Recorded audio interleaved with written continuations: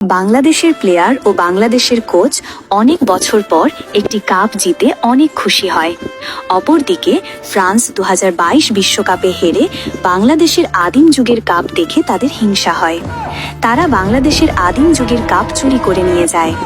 তারপর বাংলাদেশের প্লেয়ার ও বাংলাদেশের কোচ তাদের অনেক কষ্টে জেতা আদিম যুগের কাপ চুরি হওয়ায় অনেক কষ্ট পায়। তারপর বাংলাদেশের কোচ দেশের রাষ্ট্রমন্ত্রী হিরো আলমের কাছে গিয়ে সব বলে। তখন হিরো আলম বলে, তোমাদের আদিম যুগের কাপও ফ্রান্সও চুরি করে নিয়ে গেল। তারপর রাষ্ট্রমন্ত্রী বিচার বসায়। সেখানে বাংলাদেশের কোচ ও ফ্রান্সের কোচ ছিল। তারপর হিরো আলম ফ্রান্সের কোচকে বলল, তোমাদের তো তাও দুটা কাপ আছে, বাংলাদেশের তো তাও নেই। আদিম যুগের একটা আছে, সেটাও চুরি করে নিয়ে গেলে। তখন ফ্রান্সের কোচ বাংলাদেশের কষ্ট বুঝতে পেরে কাপটি বাংলাদেশের কোচকে দিয়ে দেয়।